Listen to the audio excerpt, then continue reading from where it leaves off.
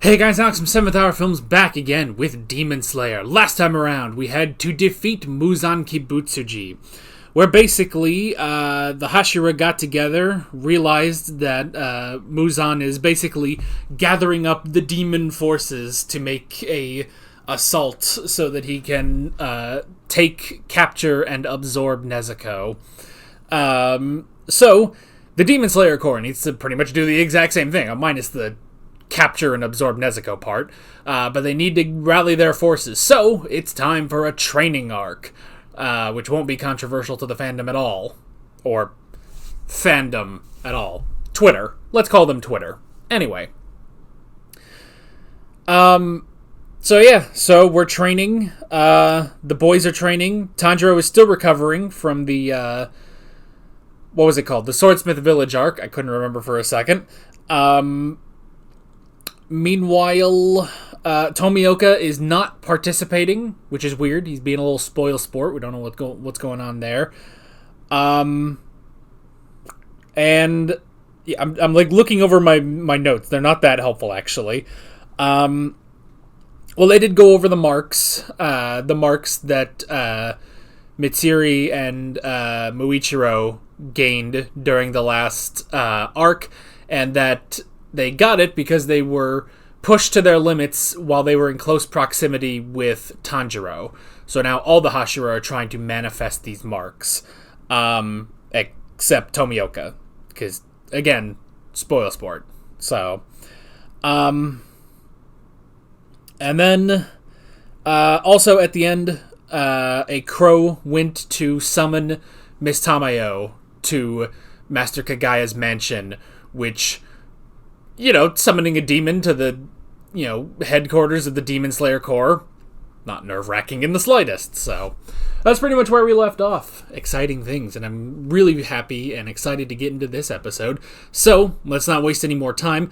Like always, the reaction is down in the description and the pinned comment for your viewing pleasure. So let's go ahead and jump right into this episode of Demon Slayer. Here we go.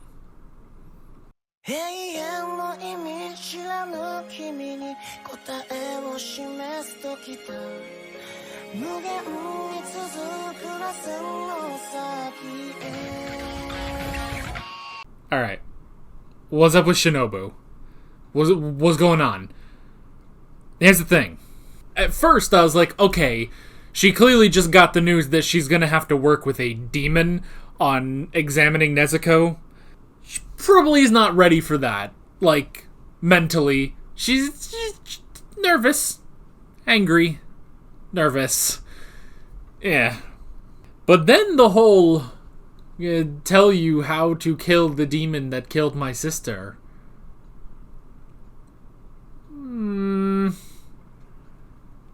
Like, I don't think that's a non sequitur, but that implies that Miss Tamayo killed her sister, but that doesn't make sense.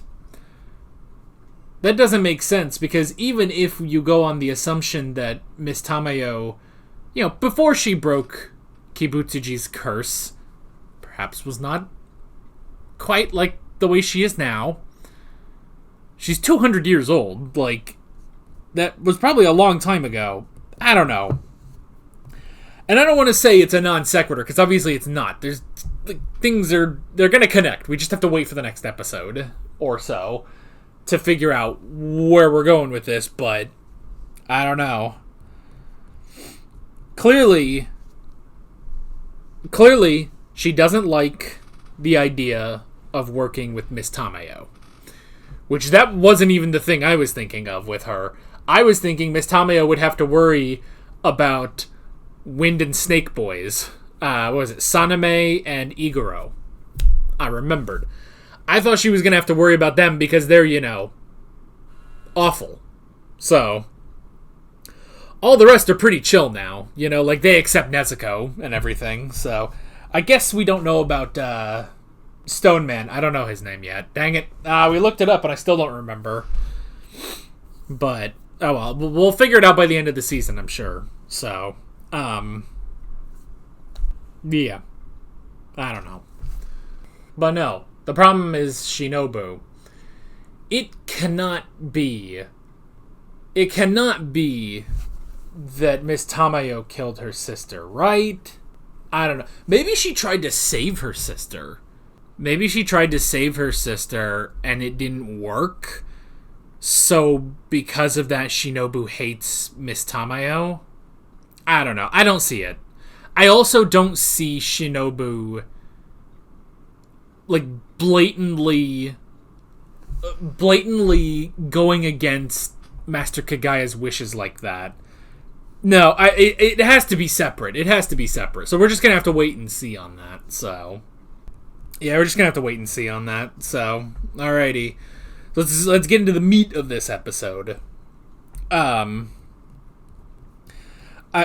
do kind of like though that Tanjiro, when it's like, all right, how do I get through to a really lonely person who's kind of standoffish? I'll go talk to Aoi. It's like, that's kind of funny. I mean, Aoi's pretty good. She's got that kind of tsundere thing going on, but Aoi's a good girl, so. But I like that, and she's good because she's open to Tanjiro specifically. Zenitsu not so much. Inosuke probably not even. Or I don't know. Did they even interact? I don't know. But like Aoi is probably like she's probably open with the other people of the mansion. So, namely the girls, Kanao, and probably Shinobu as well. So, and is it really tsundere-ish to not like Zenitsu? Yeah. Anywho. But yeah, I like Tanjiro just absolutely pestering Tomioka. Like, that was really funny. Just every single thing. The man can't sleep. The man can't go to the bathroom. He can't do anything, He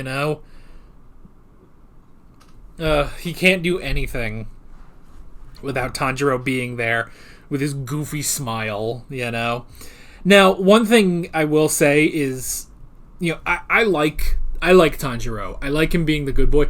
I will say it was a little much where, after we get this big revelation with Tomioka of, remembering the important thing and stuff, and then just Tanjiro, it cuts to Tanjiro, he's like, oh man, he's even more depressed than usual. I know, I'll challenge him to a food eating contest. And it's just like, okay, that felt like a little much, but I don't know, it was fine. So, bit of dead skin on my hand. Good grief. Should probably moisturize more. Anyway. So, yeah. But still, I think that was fine. I do like that it's like, honestly, because, I thought, okay, well, who could get to Tomioka? It's like, well, probably his master.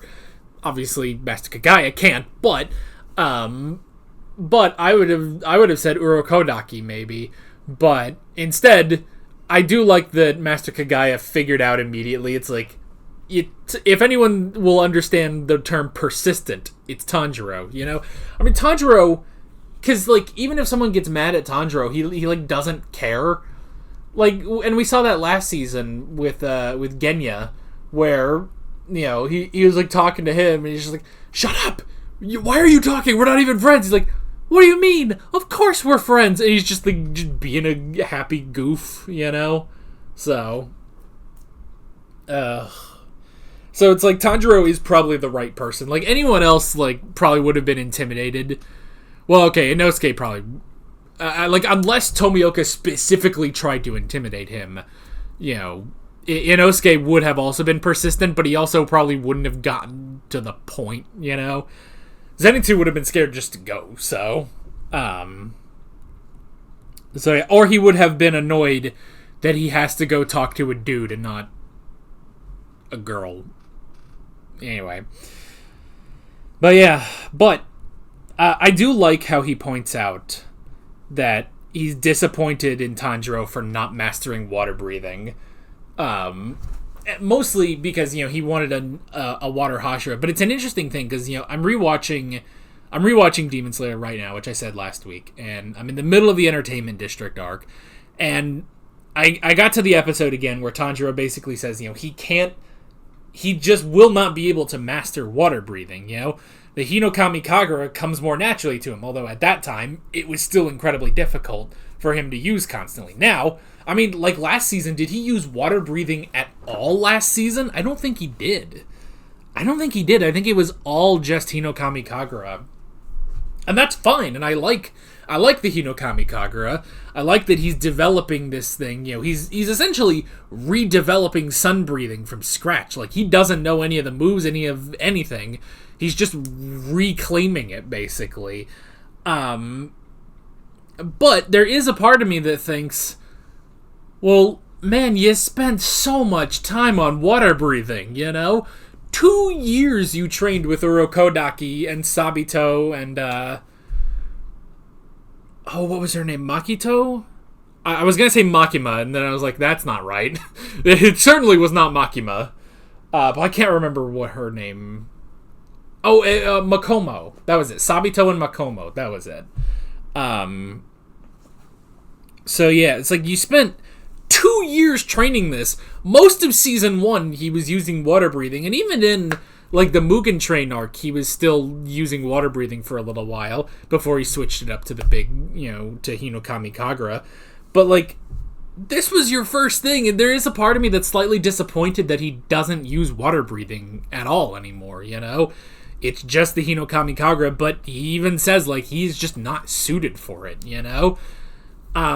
So it's an interesting thing, you know? It's an interesting thing, and I like that they kind of point that out, but it was more, instead of just pointing out, like, you know, like, oh, well, you're not using this thing anymore, it was more of just, you know, Tomioka saying that more because he wanted Tanjiro to potentially be the next Water Hashira, you know? But that's just not happening. I mean, heck, even his you know, hilt, his guard on his sword is Rengoku's. It's the Fire Hashira, you know? Or Flame Hashira, excuse me. Sorry, that was the wrong thing to say. Fire and flame is different. Which is weird because we've never seen a fire breather. Like, they say that fire breathing and flame breathing are different, but we never see a fire breather. Doesn't matter. Anyway. But yeah, so that's an interesting thing, but it is more of a, you know, he says there needs to be a Water Hashira, and for him, he never considered himself that. But it's an interesting thing, like, you know, the fact that he says, like, you know, he's not worthy of being the Water Hashira because he didn't truly pass final selection. Yes, he survived for 7 days, but he did not kill a single demon. Sabito did. Sabito should have been the one to live, should have been the one to become the Water Hashira, you know? But it just didn't work out that way. But it's an interesting thing because it's like, but you still did put in the work. Like, you are on the level of Hashira. Like, you killed at least one member of the 12 Kizuki, you know? And the lower ranks, they've said the lower ranks, like, keep getting swapped out so often that it's entirely possible he's killed another, you know? And yes, those are lower ranks.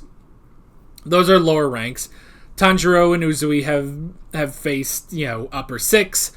Tanjiro killed upper 4. Muichiro killed upper 5. Like, yo, there are now people in the Demon Slayer Corps who have faced and killed upper rank demons. But still, the fact that he could just completely, without any effort, just destroy Rui in Season 1, that has to count for something, you know?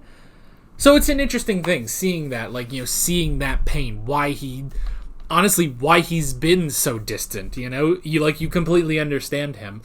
It does kind of remind me a bit of Muichiro's backstory, where it's like, you know, like, oh, I used to be a happy kid, and then someone I liked died, and thus I am no longer a happy kid. And it's like, okay, you know, and water, mist, and it's kind of the same thing, ish, you know. I know mist is more derived from wind, but I could also see if they say it's like mist is also sort of derived from water, you know. But yeah, so it's like you see the similarities, especially, you know, when these are back-to-back seasons, seeing Tomioka's backstory and seeing Muichiro's backstory, you know. But still, like, I think it works, and I like tying it into Sabito, because that's a crazy thing, you know. that's such a crazy thing that it's like, oh yeah, Sabito, you know? Because it is something you think about when Urokodaki says, you know, when you realize how many of Urokodaki's students have died in final selection. And, you know, it's such a great thing when Tanjiro, not only does Tanjiro do it, he survives, but he kills the demon that's been killing, you know, his students, you know? But then you do also think, well, wait a minute, what about Tomioka? Tomioka passed final selection, you know, and it's like, but now we finally realize, oh, he passed final selection, but not with flying colors, you know? Those colors were staying firmly on the ground, so that's an interesting thing, but even still, it's like, you know, even still now, it's just kind of been a complex of, like, you know, an inferiority complex in his mind of, like, he should not be here. And yet, he is the Water Hashira. He has risen to that rank, you know? So, I like that little moment, you know? I like that little moment where he remembers what Sabito said, you know? And then you get even a bit more backstory that it's like, you know, why did he join the Demon Slayer Corps in the first place? His sister, his older sister, died to a demon, and, you know, she knew what she was doing when she hid him, and now he has to live for her. He has to now live for Sabito, in the same way that Tanjiro has to live for Rengoku, you know? It's like, immediately when Tanjiro was like, oh, he's thinking that he should have been the one to die instead of, you know, this gifted person. It's like, oh, I know what that feels like. It's like, immediately, it's like, oh, Rengoku, you know? So yeah, it's like, even though you feel like you're not worthy, it's like, they believe in you. They want you to do this, to make it, to live for them, you know? So now, luckily, Tomioka's back in, and even though I kind of criticized the whole, like, you know, and then Tanjiro's immediately goofy after this big revelation, it's like, I do kind of like the moment where they're just kind of eating noodles, and it's like, okay, everything's better now, you know? Everything's a little bit better now. You know, he doesn't have to explain everything. He just, you know, just eat some noodles, you know? Everything's okay. So that was great. Tomioka's story was great. I really enjoyed that. And then the last thing I guess to mention, is there was a little bit of a show that they showed. It seemed like, I didn't get the full picture of it because it went by so fast, but it seems like the swordsman, the sun-breathing swordsman who last pushed Muzan Kibutsuji to his limits, it seemed like, you know, it seemed like Miss Tamayo knew him. Now, they said that he was from 300 years ago, and Miss Tamayo is about 200 years old. So there is a bit of a disparaging there, unless I'm just wrong about the years, I don't know.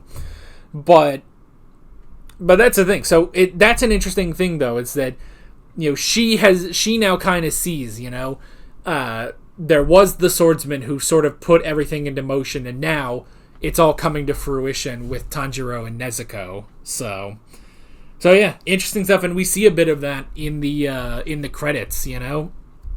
We see the swordsman walking away from Tanjiro's ancestor, and then, you know, and then we see Tanjiro's father sitting there looking a lot like the swordsman, though we know he isn't the swordsman. But that family, Tanjiro's family, has carried on the tradition of sun breathing from that swordsman. So, and then one day, one night, one bad night, Muzan Kibutsuji just happened to find that place. Now, I guess there's the question. See, I don't know. I don't think Kibutsuji actually, like, knew anything. Like, if he knew, like, hey, this is where the sun breathers are, you know, this is where they're doing that sun breathing dance thing. Like, I don't think any of it was intentional. They even imply, I think, earlier in the show, that what Nezuko is becoming, he never intended, you know? The whole thing of, you know, she's a demon that doesn't attack humans, She is a demon that doesn't eat human flesh. She recovers by sleeping, and now, she conquers the sunlight. She conquers the sun. It's like, I don't think any of that was intended. I think it was just sort of happenstance, It was just sort of happenstance that he stumbled upon that house and essentially set into motion what that swordsman started 300 years ago. So, I don't know. And I could kind of see that as more like a poetic justice of, it's just...